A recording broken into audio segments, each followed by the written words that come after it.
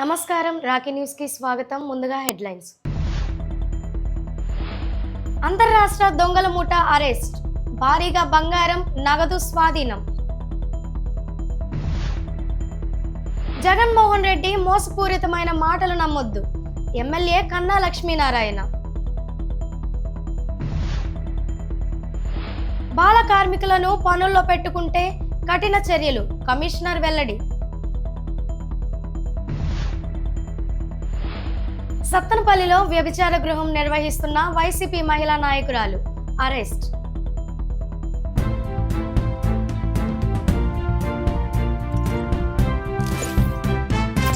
ఐదుగురు సభ్యుల అంతర్రాష్ట్ర దొంగల ముఠాను చిలకలూరిపేట పోలీసులు అరెస్ట్ చేశారు. చిలకలూరిపేట గాంధీపేటలోని ఇంటిలో దొంగతనం చేశారు.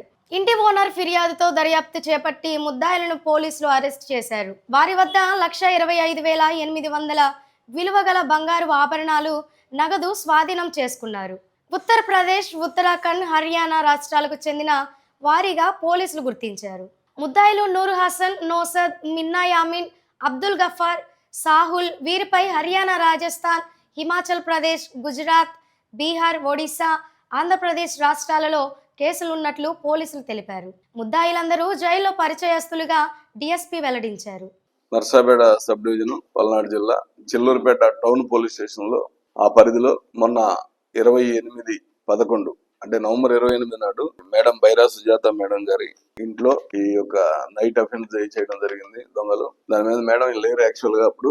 తర్వాత మా సీఏ గారికి చెప్తే సీఏ గారు వెంటనే మరుసటి రోజు వెళ్ళి ఆ దర్యాప్తులో భాగంగా మొత్తం ఇన్ఫర్మేషన్ అంతా చూశారు. అది ట్రూ అఫెన్స్. అక్కడ యాక్చువల్ గా అయితే దాదాపు 21 సవర్ల బంగారు నగలు, ఈ కనబడేటువంటి ఇతర వస్తువులు, వాచీలు ఒక 10, అలాగే వెండి చైన్లు, బంగారు డబ్బు కొంత కూడా పోయిందని చెప్పి కంప్లైంట్ ఇచ్చారు మేడం గారు. అయితే దీని మీద మా సిఏ గారు వాళ్ళ టీము చాకచక్యంగా ఈ ముద్దాయిలు మొత్తం 5 ఉన్నారు. వీళ్ళంతా కూడా రాజస్థాన్ కి సంబంధించి, ఉత్తరప్రదేశ్ కి సంబంధించినటువంటి వాళ్ళు, హర్యానా స్టేట్ కి సంబంధించినటువంటి వాళ్ళు. వీళ్ళంతా ఒక గ్యాంగ్ గా ఏర్పడి చేస్తా ఉన్నారు. వీళ్ళ మీద కేసులు చూస్తే కూడా చాలా భయంకరంగా ఉన్నాయి. ఒక్కొక్కరి మీద దాదాపు 15 కేసులు అట్లా ఉన్నాయి. ఆ 15 కేసులు కూడా వివిధ రాష్ట్రాల్లో ఉన్నాయి. చూస్తే అది హిమాచల్ ప్రదేశ్ లో ఉంది ఒక కేసు, రాజస్థాన్ లో ఉంది, ఒరిస్సాలో ఉంది. అట్లనే మన దగ్గర శ్రీకాకుళం జిల్లాలో ఉన్నాయి ఎక్కువ. శ్రీకాకుళంలో దాదాపు 6-7 అఫెన్సులు చేశారు. అలాగే వీళ్ళ అసోసియేట్స్ కూడా ఆ విధంగా ప్రతి దగ్గర కూడా పార్టిసిపేట్ చేస్తున్నారు వీటితో పాటు. వీళ్ళలో మొదటి వ్యక్తి నూరు హసను, చాలా నోటోరియస్ పర్సన్స్. అయితే వీళ్ళ ఎంఓ ఏంటంటే, ఇక్కడ ప్రస్తుతానికి వాళ్ళు ఉపయోగించిన ఎంఓ ఏంటంటే, ఒక చిన్న ఒరిస్సాకి సంబంధించిన అతనితోటి పరిచయం పెంచుకున్నారు హిందీ లాంగ్వేజ్ లో. పెంచుకొని మాకు కూడా ఏమన్నా పని చూడండి అన్న అంటే, పని ఏం లేదా ఇక్కడ అది అంటే, సరే మేము బట్టలు అమ్ముకుంటాం అట్టయితే మాకు చిన్న ఇల్లు ఇప్పిమంటే, ఆడు సరే మనవాళ్లే కదా అని చెప్పేసి హిందీ కలిసింది కాబట్టి ఒక రూమ్ అక్కడ రికమెండ్ చేసి ఇప్పించాడు. వీళ్ళు ఎప్పటి నుంచో ఈ మిల్లులో పనిచేస్తా ఉన్నారు ఈ ఒరిస్సా వాళ్ళు. సో ఆ క్రమంలో వాడు ఇల్లు ఇప్పిస్తే ఆ ఇంట్లో వీళ్ళు బట్టలు నిజంగానే తీసుకొచ్చి బట్టలు అమ్మే క్రమంలో బట్టలు అంటే ఈ దుప్పట్లు, లుంగీలు అలాంటివి అవి తీసుకెళ్లి టౌన్ లో అంతా తిరుగుతూ ఉంటారు డే అంతా. ఎక్కడెక్కడ లాక్లు వేసున్నాయి, తాళాలు వేసున్నాయి, ఇల్లు ఎక్కడ కొట్టచ్చు అని ముందే రెక్కీ చేసుకుంటారు. ఈ విధంగా స్టార్ట్ చేశారు. కరెక్ట్ గా వాళ్ళు వచ్చి 10 రోజులు అయింది ఆ రూమ్ లో అమ్మడం స్టార్ట్ చేశారు. కరెక్ట్ గా ఇల్లు మంచి ఇల్లు సెలెక్ట్ చేసుకున్నారు. వెళ్ళి నైట్ ఆ కనబడేటువంటి ఐటమ్స్ పెట్టి బయట డోర్ పగలగొట్టి లోపలికి వెళ్ళి దాదాపు బీరువా పగలగొట్టి దాదాపు 21 సవర్ల బంగారం, 1 లక్ష రూపాయల డబ్బులు, మొత్తం అంతా కూడా 5-6 లక్షల వర్త్ తీసుకెళ్లారు. అయితే వీళ్ళని రాత్రి అరెస్ట్ చేసి మేము అదుపులోకి తీసుకొని విచారణ చేస్తే వాళ్ళు ఎంత మాత్రం కూడా రికవరీ ఇవ్వడం లేదు. వాళ్ళ ఇంట్లో సెర్చ్ చేసినప్పుడు వాళ్ళు ఉండేటువంటి రూములో ఈ కనబడేటువంటి చైన్స్, వాచీలు వాటి వరకు రికవర్ అయినాయి. గ్లౌజెస్ కూడా రికవర్ అయినాయి. అదే వాళ్ళ పొజిషన్ లో ఈ అమౌంట్ కూడా రికవర్ అయింది. అదే విధంగా ఆ రాడ్, ఆ స్క్రూ డ్రైవర్ కూడా వాళ్ళ పొజిషన్ లోనే రికవర్ అయింది. పొజిషన్ అంటే ఇంటి దగ్గర, ఇంట్లోనే ఉన్నారు అందరినీ అదుపులోకి తీసుకొని రాత్రి అరెస్ట్ చేయడం జరిగింది. అయితే వాళ్ళు మిగతా బంగారం గురించి ఏమీ నోరు విప్పడం లేదు.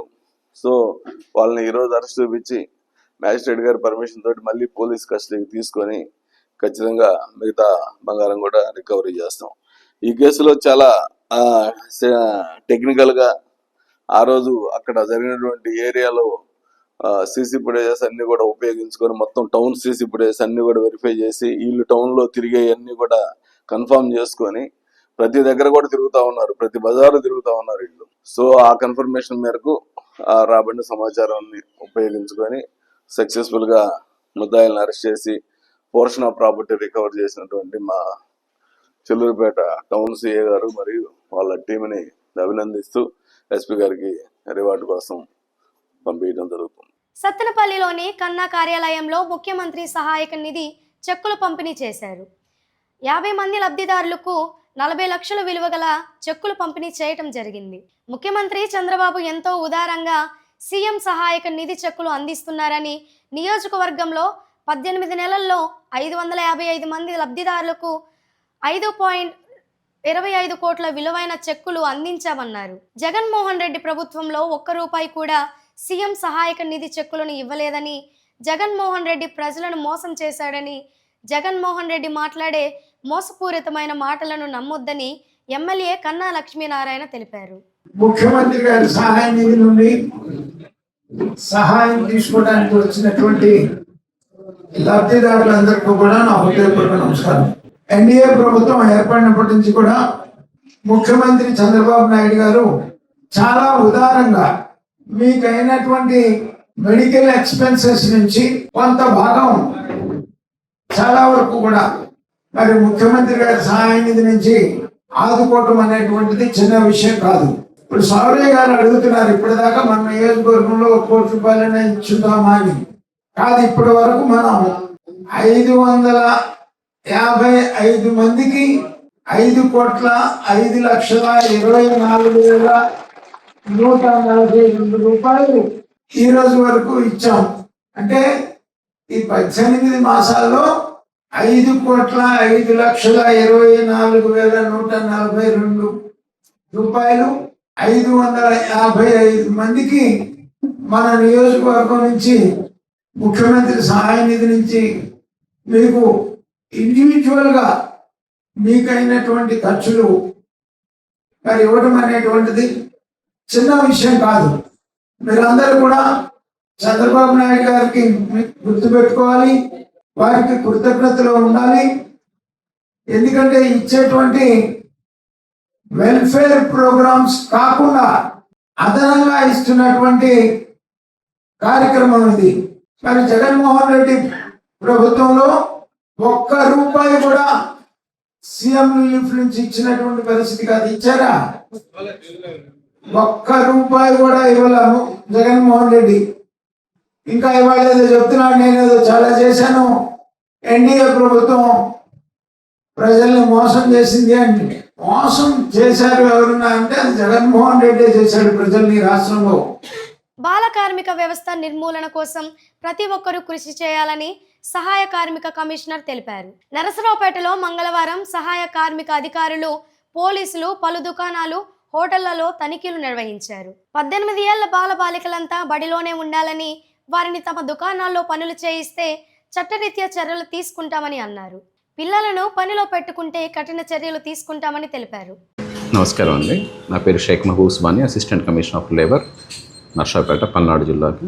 గౌరవ కమిషనర్ ఆఫ్ లేబర్ ఆదేశాల మేరకు మరియు గౌరవ జిల్లా కలెక్టర్ మేడం గారి ఆదేశాల ప్రకారం మనం చైల్డ్ లేబర్ స్పెషల్ డ్రైవ్ని నిర్వహిస్తున్నాము. ఈ రోజు నుంచి ఒక వారం పాటు ఎక్కడ ఏ సంస్థలోనైనా కానీ, ఏ కమర్షియల్ కాంప్లెక్స్లో ఉన్నా కానీ, ఎటువంటి ఫ్యాక్టరీలో ఉన్నా కానీ బాల కార్మికులు పనిచేస్తున్నట్టయితే వారిని ఐడెంటిఫై చేసి వారిని అక్కడి నుంచి రిహాబిలిటేషన్ చేస్తాము. చేసి చైల్డ్ వెల్ఫేర్ కమిటీకి అప్పచెప్పి ఎవరైతే ఆ బాలలని పనిలో పెట్టుకున్నారో వారి మీద చట్ట ప్రకారంగా చర్యలు తీసుకుంటాము. ప్రమాదకరంగా ఉన్న వృత్తుల్లో ఉన్న పనిచేస్తున్నట్టయితే 18 సంవత్సరాల లోపలను, ప్రమాదకరం కాకుండా ఉన్నట్టయితే 14 సంవత్సరాల లోపల ఉన్న వారి మీద వారి చట్ట ప్రకారంగా యజమానుల మీద చర్య తీసుకుంటాం. ఎవరైతే బాలలు మనం ఐడెంటిఫై చేశావో వాళ్ళని తిరిగి బడిలోకి పంపించేటట్టు చర్యలు తీసుకుంటాము. కన్సర్న్డ్ ఎడ్యుకేషన్ డిపార్ట్మెంట్ నుంచి కానీ సోషల్ వెల్ఫేర్ డిపార్ట్మెంట్స్ వారి హాస్టల్స్లో జాయిన్ చేసేసి వారు మళ్ళీ తిరిగి చదివించేటట్లు మేము చర్యలు తీసుకుంటాము. ఇది డిస్ట్రిక్ట్ టాస్క్ ఫోర్స్ కమిటీతో పాటుగా మనం ఈ కార్యక్రమాన్ని నిర్వహిస్తున్నాము. అందుకని ఎవరైనా ఈ బాల కార్మికులని ఎవరిని పనిలో పెట్టుకోవద్దు. ఎవరైనా పనిలో పెట్టుకున్నట్టయితే వారి మీద చట్ట ప్రకారంగా చర్యలు తీసుకోబడతాయి. 18 సంవత్సరాల లోపల బాలలు పనిలో ఉండకూడదు. బాలలు బడిలో ఉండాలి, పనిలో కాదు. దీనికి సంబంధించి మేము అందరికీ అవగాహన చేస్తున్నాము, యజమానులందరికీ చెప్తున్నాము. ఎవరైనా ఎక్కడైనా ఇలాంటి బాలను పెట్టుకున్నట్టయితే వారి మీద కఠిన చర్యలు తీసుకుంటాం. వీరిని పిల్లల్ని తిరిగి స్కూల్లోకి మేము పంపించేసి వాళ్ళు చదువుకునేటట్లు ప్రోత్సహిస్తాం. డిసెంబర్ 21 మాజీ ముఖ్యమంత్రి జగన్మోహన్ రెడ్డి పుట్టినరోజు సందర్భంగా పలు సేవా కార్యక్రమాలతో పాటు సుస్మిత ఆర్థోపెడిక్ హాస్పిటల్ నరసరావుపేటలో ఉచిత మెడికల్ క్యాంప్ని నిర్వహించబడునని మాజీ ఎమ్మెల్యే గోపిరెడ్డి శ్రీనివాసరెడ్డి తెలిపారు. నరసరావుపేట ప్రాంతంతో పాటు పల్నాడు జిల్లా ప్రజలందరూ ఈ అవకాశాన్ని ఉపయోగించుకోవాలని కోరారు. మెడికల్ క్యాంపులో ఎముకలు సంబంధించి మరియు జనరల్ సంబంధించి ఓపీ పరీక్షలు, మందులు, ఆపరేషన్లు ఉచితంగా చేస్తామని గోపిరెడ్డి తెలిపారు. ఈ నెల 21న ఉదయం 10 గంటల నుండి సాయంత్రం 5 గంటల వరకు మెడికల్ క్యాంప్ జరుగునని తెలియపరిచారు. డిసెంబర్ 21వ తారీఖున జగన్మోహన్ రెడ్డి గారి యొక్క పుట్టినరోజు సందర్భంగా నర్సరావుపేటలో అనేక సేవా కార్యక్రమాలు చేయడానికి వైఎస్ఆర్ కాంగ్రెస్ పార్టీ నిర్ణయం తీసుకున్నది. మా హాస్పిటల్లో Sushmita ortho and care hospital Guntur రోడ్లో ఉచిత మెగా వైద్య శిబిరాన్ని ఏర్పాటు చేస్తున్నాం. ఇందులో ఎముకలకు సంబంధించిందే కాకుండా నరాలకి జనరల్ వైద్య శిబిరాలు, అందరూ డాక్టర్లు పాల్గొని ఉచితంగా ఓపీ సేవలు, ఇన్వెస్టిగేషన్స్ అంటే ఏదైనా వాళ్ళకి కావాల్సిన పరీక్షలు ఇంక్లూడింగ్ ఎక్స్రే, అట్లానే ఉచితంగా మందులు, ఉచితంగా ఆపరేషన్లు, వీటన్నిటిని కూడా చేయటానికి డిసెంబర్ 21వ తారీఖున ఉదయం 10 గంటలకి మెగా క్యాంప్ ప్రారంభిస్తాం.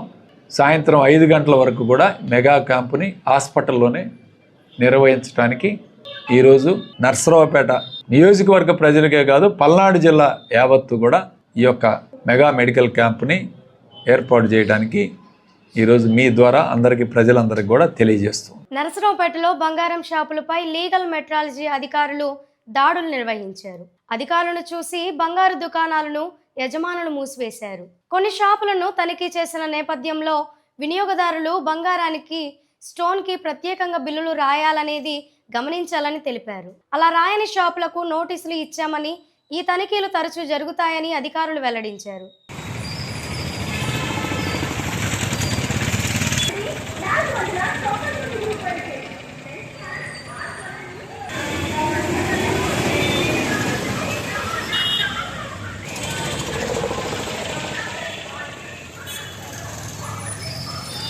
లీగల్ మెట్రాలజీ శాఖ జాయింట్ కంట్రోలర్ మాధురి మేడం గారి ఆధ్వర్యంలో నర్సరావుపేటలో కొన్ని బంగారపు కోర్టులు తనిఖీలు చేయడం జరిగింది. ఇందులో ముఖ్యంగా నేను గమనించినది ఏమనగా బిల్స్లో స్టోన్ వెయిట్స్ ఈ సెపరేట్గా వేయట్లేదని గమనించినాము. మిగిలిన అన్ని కాటాలు బాగానే ఉన్నాయి, అన్ని వెరిఫికేషన్స్, అన్ని సర్టిఫికేట్స్ అన్నీ బాగానే ఉన్నాయి. ముఖ్యంగా గమనించినది బిల్లులు సెపరేట్గా వేయటం లేదనేది. అది వాళ్ళకి నోటీస్ లాగా ఇచ్చి ఈసారికి నెక్స్ట్ టైం నుంచి బిల్స్లో అన్నీ వచ్చేటట్టు చూసుకోవాల్సిందిగా తెలియజేయటం అనేది. మిగిలిన షాపులు, కొన్ని షాపులు మేము వచ్చామని తెలిసి మూసివేయటం జరిగింది. ఈ దాడులు ఇలాగే కొనసాగుతూ ఉంటాయి. ఈ రోజు కాదు తర్వాత అయినా వాళ్ళు ఎప్పటికైనా ఉండాల్సిందే కాబట్టి చెప్తున్నాను. ఇక ప్రెస్ పరంగా నేను చెప్పాలనుకున్నది ఏమనగా వినియోగదారులు మీరు కొనుక్కునేటప్పుడు ఆ యొక్క బంగారం రేటును, బంగారం వెయిటు, స్టోన్ వెయిట్ సెపరేట్గా ఉందా లేదా అనేది అదొకటి తెలుసుకోవాలని కోరుకుంటున్నానండి. అలాగే వాళ్ళు వాడే కాటాలు కూడా ముద్రైనయా లేదా అనేది సర్టిఫికేషన్ ఉంటుందండి వాళ్ళ దగ్గర, అది కూడా మీరు తెలుసుకోవాల్సిందిగా తెలియజేస్తున్నాము. ఇది జేసీ మేడం, లీగల్ మెట్రాలజీ జేసీ మేడం ఆధ్వర్యంలో జరిగినదండి. సత్తెనపల్లి పట్టణంలోని బోయా కాలనీలో ఒక గృహంపై పోలీసులు దాడి నిర్వహించారు. ఈ దాడిలో వ్యభిచారం నిర్వహిస్తున్న వైసీపీ నాయకురాలు ఎర్రం లక్ష్మి మరో 2 పోలీసులు అరెస్ట్ చేశారు. ఇల్లు అద్దెకు తీసుకొని వ్యభిచార గృహం నిర్వహిస్తున్నట్లు పోలీసులు గుర్తించారు. కేసు నమోదు చేసిన పోలీసులు విచారణ చేపట్టారు. ప్రభుత్వ ఖజానాపై భారం పడని సహకార సంఘాల ఉద్యోగుల దీర్ఘకాల సమస్యలు పరిష్కరించాలని నిరసన తెలియజేశారు. రాష్ట్ర వ్యాప్తంగా డబ్బులు ఉండాలి. మన పల్నాడు జిల్లా ప్రధాన కార్యదర్శి మీ అందరికీ మన మిత్రులు మేమంతా 36 జీవోలు వెంటనే జేఏసీ నాయకత్వం నా పేరు జి శ్రీనివాసరావు, ఆంధ్రప్రదేశ్ రాష్ట్ర సహకార సంఘాల ఉద్యోగుల యూనియన్ సిఐటియు గుంటూరు జిల్లా ప్రధాన కార్యదర్శిని. మా సహకార సంఘ ఉద్యోగుల యొక్క న్యాయమైన కోరికలు సాధనలో భాగంగా మా స్టేటు జేఏసీ కమిటీ పిలుపు మేరకు ఈ ధర్నా కార్యక్రమం నిర్వహించడం జరుగుతుంది. ఈ ధర్నా కార్యక్రమంలో భాగంగా 6వ తారీఖు ఈరోజు మరియు రేపు 29వ తారీఖు విజయవాడ ధర్నా చౌక్ దగ్గర ధర్నా కార్యక్రమం నిర్వహిస్తాం. నా పేరు Y V Narayana, CEO Karmanchi PSCS, Andhra Pradesh రాష్ట్ర ప్రాథమిక వ్యవసాయ సహకార పరపతి సంఘాల ఉద్యోగుల యూనియన్ స్టేట్ కార్యదర్శిగా ఉన్నాను. మరి రాష్ట్రంలో అన్ని ప్రాథమిక వ్యవసాయ సహకార పరపతి సంఘాల ఉద్యోగుల ఐక్యవేదిక ఆందోళన కార్యక్రమంలో భాగంగా గత 8వ తారీఖున ప్రతి బ్రాంచ్ ఎదుట ధర్నా నిర్వహించడం జరిగింది. మరి అదే అంతకుముందు 6వ తారీఖున ప్రతి సొసైటీ ఆఫీస్ ముందు ఎంప్లాయీస్ నిరసన కార్యక్రమాలు తెలియజేశాము. మరి ఈరోజు 16వ తారీఖున ప్రతి జిల్లా సహకార శాఖ అధికారి వారి కార్యాలయం దగ్గర మరి ధర్నా నిర్వహించడం జరిగింది. రేపు 22వ తారీఖు జిల్లా కేంద్ర సహకార బ్యాంకు ఉమ్మడి గుంటూరు జిల్లాల దగ్గర బ్యాంక్ దగ్గర ధర్నా కార్యక్రమం చేస్తాము. 29వ తారీఖున ఆప్కాబులో స్టేట్ ఆఫీసు ఆప్కాబులో ధర్నా కార్యక్రమం ఉంటుంది. అప్పటికి ఎంప్లాయీస్ని ప్రభుత్వం చర్చలకి పిలవని యెడల మేము 5వ తారీఖు నుంచి ఫిబ్రవరి 5 నుంచి రిలే నిరాహార దీక్షలు కూర్చుంటామని చెప్పేసి తెలియజేస్తా ఉన్నాం. నా పేరు దొప్పలపూడి శ్రీనివాసరావు, రాష్ట్ర యూనియన్ ఉపాధ్యక్షుల్ని. సహకార సంఘాల్లో పనిచేస్తున్నటువంటి 2050 సంఘాల్లో 5,000 మంది ఎంప్లాయీస్ ఉన్నాము. మా ప్రధానమైన డిమాండ్లు ఏంటంటే 2019-24 పే రివిజన్ జరగలేదు. 2019-24 పే రివిజన్ వెంటనే చేయాలని చెప్పేసి, అదేవిధంగా గ్రాడ్యుటీ చట్టాన్ని మాకు 2 లక్షలే గ్రాడ్యుటీ ఉంది. అట్లా కాకుండా చట్ట ప్రకారం ఏదైతే గ్రాడ్యుటీ వర్తిస్తుందో ఆ గ్రాడ్యుటీ ఇవ్వాలని చెప్పేసి డిమాండ్ చెప్తా ఉన్నాం. అంతేకాకుండా 2019లో 36 జీవో ఇచ్చింది. ఇప్పటికీ ఆ 36 జీవోని ఇంప్లిమెంటేషను పూర్తిగా అవ్వలేదు కాబట్టి అది ఇంప్లిమెంటేషన్లోకి తీసుకురావాలని చెప్పేసి 36 జీవోలోనే గవర్నమెంట్ ఎంప్లాయీస్కి ఏ విధంగా రిటైర్మెంటు వయసు ఉంటుందో తప్పనిసరిగా కోఆపరేటివ్ సొసైటీ ఎంప్లాయీస్కి కూడా అది వర్తిస్తుంది అని చెప్పేసి జీవోలోనే పొందుపరచడం జరిగింది. వాసవి సేవా సమితి 30 వసంతాలు పూర్తి చేసుకున్న సందర్భంగా నరసరావుపేటలోని కుసుమ హరినాథ్ బాబాస్ దేవస్థానంలో సన్మాన కార్యక్రమాలు నిర్వహించారు. ఈ కార్యక్రమంలో ముఖ్య అతిథులుగా ఎమ్మెల్యే చదలవాడ అరవిందబాబు, మాజీ మున్సిపల్ చైర్మన్ సుబ్బరాయ గుప్తా, వాసవి సేవా సమితి వ్యవస్థాపక అధ్యక్షులు చితిరాల గురుపెద్దన్న పాల్గొన్నారు. ఒకసారి అందరూ ఇలాగా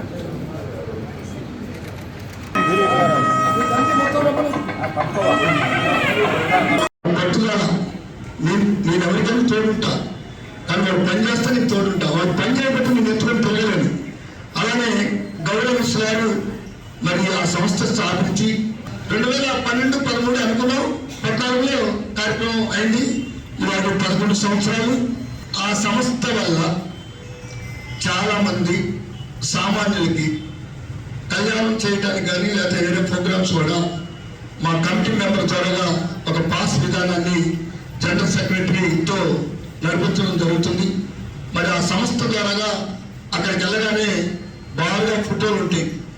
ఎందుకంటే వాసవి అమ్మవారి పేరు మీద ఏ కార్యక్రమాన్ని చేపట్టినా అది ఘన విజయం సాధిస్తూ ఉంది. అదేవిధంగా ఇప్పుడు వాసవి సేవా సమితి కూడా ఇప్పుడు 30 సంవత్సరాలు 11/4/95లో దీన్ని స్థాపించారు.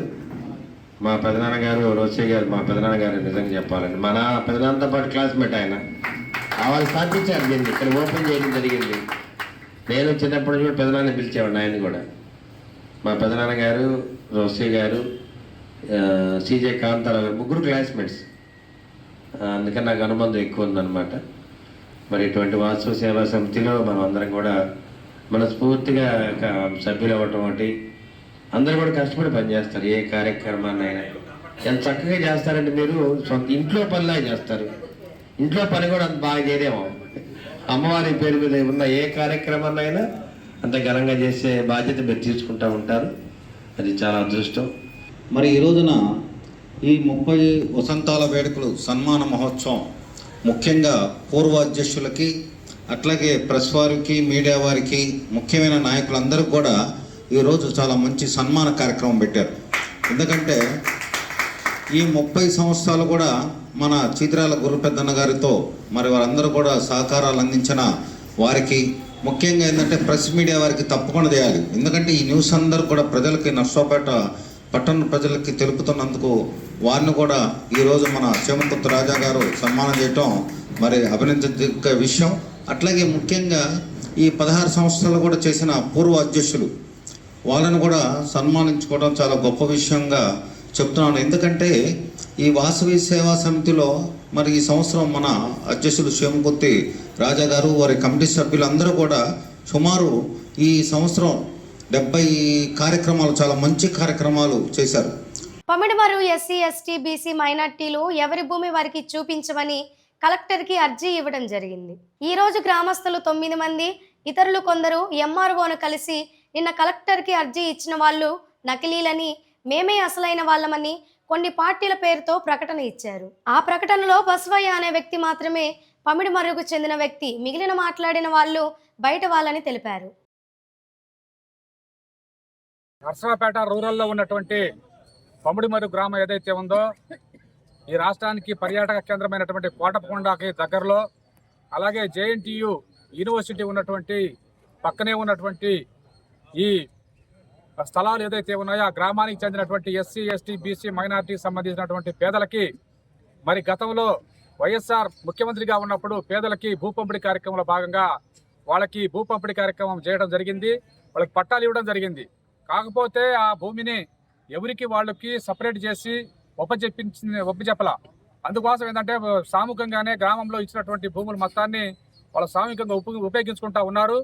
అయితే దాని మీద మరి పక్కనే ఉన్నటువంటి కొంతమంది యొక్క భూబకాసురుల కన్నుబట్టంతో దాన్ని ఎట్లాగైనా సరే స్వాధీనం చేసుకోవాలా, లేదంటే వాళ్ళ దగ్గర నుంచి లాక్కోవాలనే ఉద్దేశంతో మరి కొంతమంది వాళ్ళని ప్రలోభాలు పెట్టి దాన్ని వాళ్ళకి బలవంతంగానో ఏదో రకంగా ఆ భూమిని తీసుకోవాలని చెప్పి ఉద్దేశంతో ప్రయత్నాలు ఈ మధ్యలో జరుగుతూ ఉన్నాయి. నర్సరావుపేట మండలం పమిడిమర్రు గ్రామంలో 2008వ సంవత్సరంలో ఆనాటి వైఎస్ఆర్ రాజశేఖర రెడ్డి ప్రభుత్వంలో అక్కడ నివసిస్తున్నటువంటి ఎస్సీ, ఎస్టీ, బీసీ, ముస్లిం మైనారిటీ నిరుపేద ప్రజలు సుమారు 92 మందికి 82 ఎకరాల ప్రభుత్వ అసైన్మెంట్ భూమిని పట్టాలు ఇవ్వడం జరిగింది. అయితే అప్పుడే ప్రభుత్వం పట్టాలు ఇచ్చారు, కానీ ఎవరైతే లబ్ధిదారులు ఉన్నారో నిరుపేదలు వాళ్ళకి ఎవరి ప్లాట్లు వాళ్ళకు చూపించలేదు.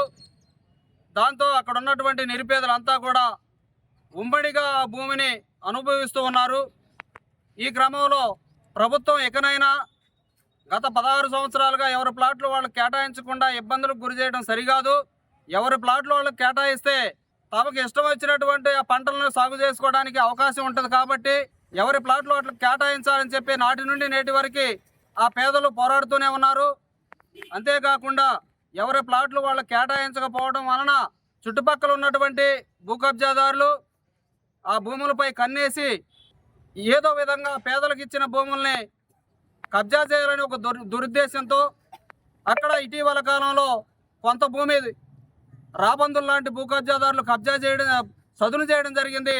పమిడిమర్రు గ్రామ ప్రజలైనటువంటి వారందరికీ 2008లో ఆనాటి ప్రభుత్వం సుమారుగా 22 రకాల పంపిణీ చేస్తే ప్రభుత్వం వచ్చి ఏడాది గడుస్తున్నప్పటికీ ఇంతవరకు లబ్ధిదారులకి న్యాయం చేయలేదంటే మనం ఈ ప్రభుత్వం ఏ విధంగా పనిచేస్తుందో మనం అర్థం చేసుకోవచ్చు.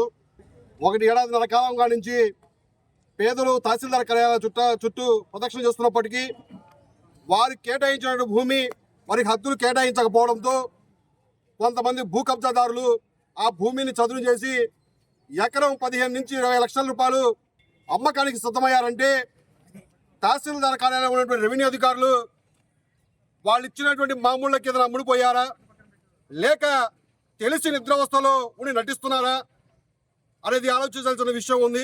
నరసరావుపేటలోని సత్తెనపల్లి రోడ్లో వేంచేసి ఉన్న శ్రీ అయ్యప్ప స్వామి వారి దేవస్థానంలో నవంబర్ 16వ తేదీ నుండి జనవరి 14 వరకు మాల ధరించిన స్వాములకు అన్నదాన కార్యక్రమం వైభవంగా నిర్వహించడం జరుగుతుందని ఆలయ అధ్యక్షులు బచ్చు సత్యనారాయణ ప్రవళిక సత్యం అన్నారు. అదేవిధంగా డిసెంబర్ 26వ తేదీన స్వామివారి పడిపూజ మహోత్సవం అంగరంగ వైభవంగా నిర్వహించడం జరుగుతుందన్నారు. పట్టణ పరిసర ప్రాంతాల ప్రజలు పడిపూజ కార్యక్రమంలో పాల్గొని స్వామివారిని దర్శించుకొని తీర్థప్రసాదాలు స్వీకరించాలని కోరారు. ఈ కార్యక్రమాలు ఆలయ అధ్యక్షులు బచ్చు సత్యనారాయణ, కార్యదర్శి గంధం వెంకట సూర్యనారాయణ, కోశాధికారి మైలవరపు ధనుంజయ ఆధ్వర్యంలో నిర్వహించడం జరుగుతుందని తెలిపారు. సత్తెనపల్లి రోడ్డు అయ్యప్ప స్వామి గుడిలో నవంబర్ 16 నుంచి జనవరి 14 దాకా అన్నదానం జరుగుతున్నది. కాబట్టి భక్తులందరూ రావాల్సిందిగా కోరుచున్నాము. రేపు డిసెంబర్ 26వ తారీఖు పడిపూజ కార్యక్రమం ఉంది. సాయంత్రం వచ్చేసి భక్తులందరినీ ప్రసాదం తీసుకోవాల్సిందిగా కోరుచున్నాము.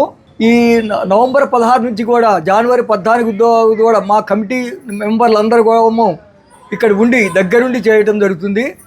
ఇదంతా కూడా మన దాతల సహాయంతో చేస్తూ ఉన్నాము. కాబట్టి ఇది అందరూ దాతలు భక్తులు అందరూ కూడా డిసెంబర్ 26వ తారీఖు పడి పూజకు వచ్చి దేవుని దర్శించుకొని ప్రసాదం తీసుకొని పోవాల్సిందిగా కోరుచున్నాం. రోటరీ క్లబ్ ఆఫ్ నర్సరావుపేట ఆధ్వర్యంలో డాక్టర్ రామలింగారెడ్డి మ్యాక్స్ విజన్ కంటి వైద్యశాల వారిచే కట్టుబడి వారిపాలెం గ్రామంలో గల ఎంపీపీఎస్ మోడల్ స్కూల్, జిల్లా పరిషత్ హై స్కూల్ నందు ఉచిత కంటి వైద్య శిబిరం నిర్వహించడం జరిగిందని, ఈ వైద్య శిబిరంకు ముఖ్య అతిథులుగా గ్రామ సర్పంచ్ చెన్నం శెట్టి సాంబశివరావు మరియు గ్రామ school head master Kanaparthi Hanumayya పాల్గొన్నారు.